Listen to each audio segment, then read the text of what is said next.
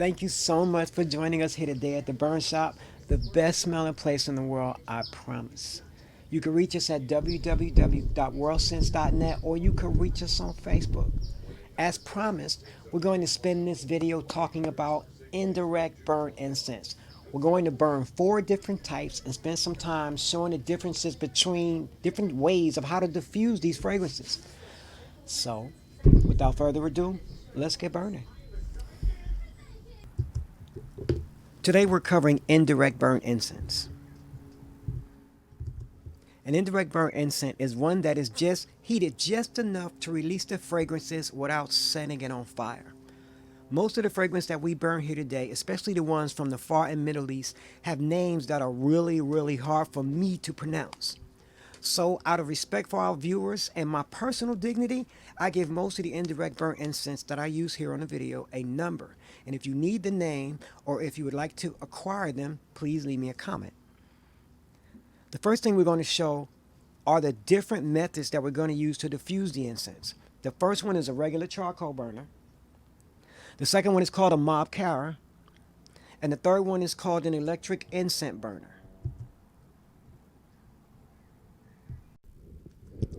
There are so many different categories of indirect burn incense to choose from. We're going to start with one each of 5 different types.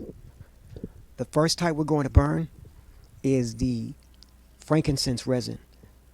It's a harder resin, and you have other ones like myrrh, white copal, and different ones, but we'll get into those later. This next one is called Bacor. It's a really inexpensive Bacor, and they're really hard inside the package. But there's a way that you can break them down and burn them and make them work really nice and work it to your advantage. This one here is called an oud muatter. Now, for the life of me, I've been searching different sites for probably 6 or 7 years trying to find a hardcore definition of a oud muatter. But what I found is that all the ones we have about 6 or 7 of them. What they do have in common is that they're all white, and they have this white sugar coating on them that you burn. When you burn it, it starts to heat and starts to melt, and you have to burn that differently or it'll burn too quick. We have regular oud, and this oud to me is one of the best burning substances in the world. And last, we're going to do resins, but these are called the soft resin. They're softer. They're in a wax, and they burn really quickly. But if you burn them right, it's a good way to start a burn session. So, without further ado, let's start. Let's start burning. The first indirect burn incense that we're going to burn for today is frankincense and myrrh. Frankincense and myrrh is a very good and durable resin, especially if you're just starting out heating indirect incense. We call them burning because that's what we use to describe diffusion as a whole. But what we want to do is heat the resin long enough to let the fragrance go without burning it. Now, when you see videos in YouTube, most of the time you'll see people put resin directly on the charcoal. In this business, there is no right and wrong. It's just different. So you have a way the initial way you could burn it is you can actually take this and put it directly on charcoal, and after a few minutes it'll start to burn and it'll start to heat and it'll diffuse. But the problem with putting it directly on the incense is that it goes through its burning processes too fast. It goes from warm to heat to burn. Now, this is a good way to do it if you don't have any other methods and means, but this is not the best way to burn a resin. Let me show you a better way. Let's take this off of here. It is important to, if you want to get the best out of your resins, you don't want to put the resin directly on the flame, on the charcoal. What we do, if you put salt on it, just a little salt, salt creates a barrier between the resin and the botanical. So now, when you put the resin on the charcoal and you put a little bit of it on the salt, it heats and it smells absolutely gorgeous. It changes the whole dynamic burn it. It's not burning now. See how it's starting to melt and to kind of shine a little bit because it's moving and burning a lot slower, and it smells so much better that way. So in burning a resin, now you see how it's just starting to, right in here, it's just starting to bubble and it's starting to heat. This is the way you get the best from your burns. And this is one of the ways that you can burn and get a nice clean smell from your frankincense. That's absolutely beautiful. The next indirect burn we're going to talk about is a bakor. This bakor right here is bakor naim. We have probably 12 or 13 different varieties of inexpensive bakor. You could probably get this for $1, $2 a piece. What we're going to do is we're going to show you different ways to burn this. Again, there is no right or wrong. It's just different. Okay, most of the time you see this burnt,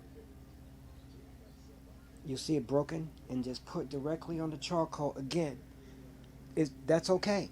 But the problem with this is that it burns through too fast. It's already starting to heat and start to burn, and you don't get as much time to spend in its best form. So this particular type of bakor is, it smells beautiful, and but you want to burn it right. This is one way to burn it, to put it directly on the incense. Again, what we do a little bit differently is that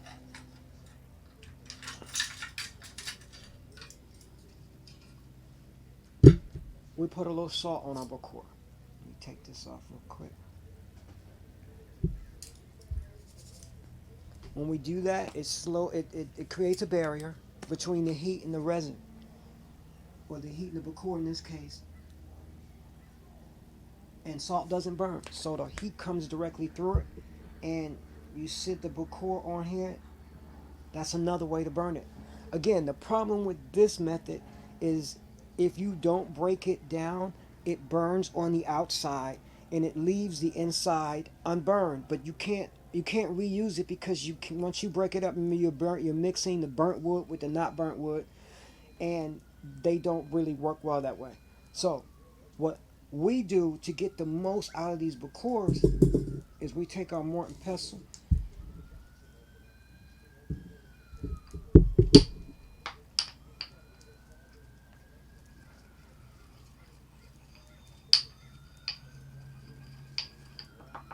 We grind it up into a powder. You see that? Now, the advantage to grinding up in the powder is that you have more, but now it's really difficult to use the salt because now that it's such a fine powder, it burns so quick it almost turns black instantly. Because remember, bakor is just burning wood, is just ground up wood. And see how fast it's burning, so you can't use that. And so if you're gonna try to get the most out of your bakor, you're gonna have to change your burning methods. So in order to do that, come on, you could do it one more time. The best way to get the best usage out of this powdered up bakor is real simple.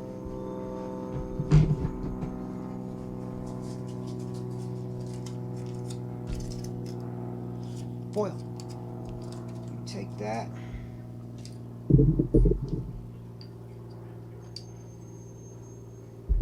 Put on the foil. The foil is just enough of a barrier, and depends on how you shape it.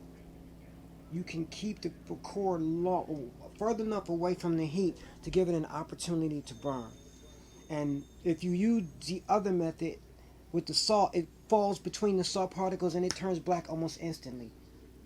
This is still a little hot. So what I do is I shape the aluminum foil to give me a little bit of distance on the charcoal. And that's absolutely gorgeous. Now, one more.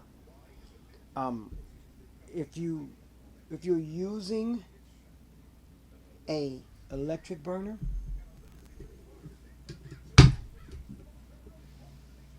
or you can use an electric burner, and the advantage to using an electric burner is The consistency in your heating source with a sorry, wait a little bit. With electric burner and you put salt at a certain level, the heat is consistent. So if the heat is consistent, you can better determine the height and the distance you want to burn away from your botanical. When you're burning ouds, bacoras, muetters, you want to be able to control the distance from the flame, and that's how we do this on the electric burner and on the regular burner. Most of you don't have one of these. I mean, the charcoal, it works just as well. But the goal is to keep it away from the flame as long as possible and just let it heat itself out. Don't let it burn out. Just let it dry up. And it smells so beautiful. And even in that, the smell is different. When you smell it and you inhale it, it doesn't give you that acidy smell because you're not burning it. You're heating it. Indirect burns are usually better than direct burns because I don't know of anything that you can set on fire and it smells better. It's environmentally better and you get more variety and so much beauty out of heating it and not burning it. I love that.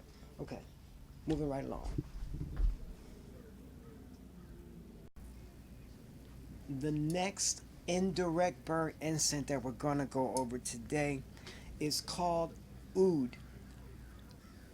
Oud can cost anywhere from $10 a gram to $700 a gram. We don't live on that $700 a gram street, okay? But even at the lower end of the oud market, oud is so beautiful. We're going to talk about three ways to burn it, and it really doesn't matter how you burn oud. Now, like I said, we have less expensive oud. What does that mean?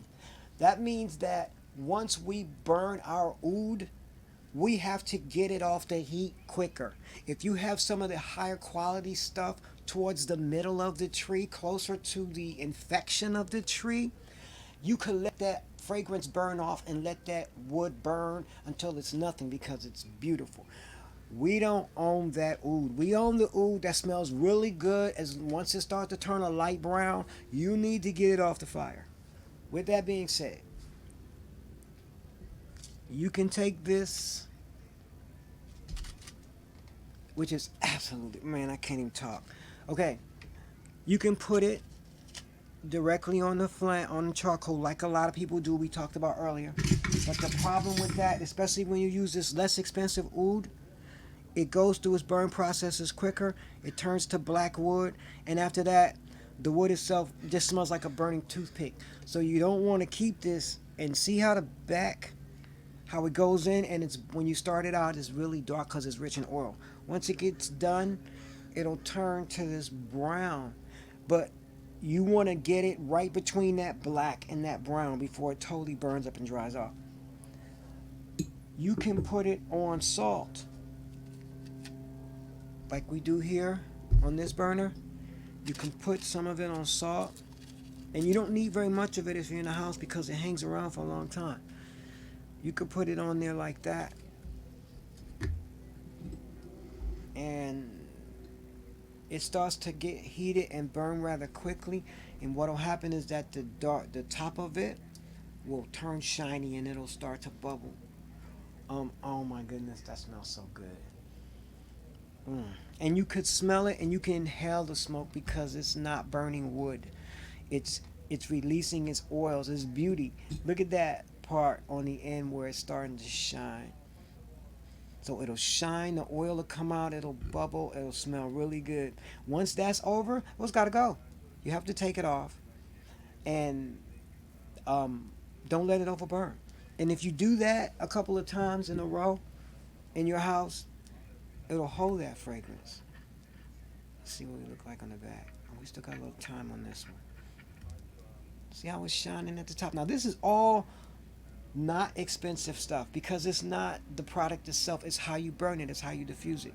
If you take your time and you try to get the best from your fragrances, you can experience some fragrances that are just absolutely indescribable. This one is really nice. We don't pay this much for it. We don't do that. My goal is to burn and spend a lot of money on it. Who says something that smells good has to be expensive? That's absolutely beautiful. But you do need to take this cheap stuff off the heat before it starts.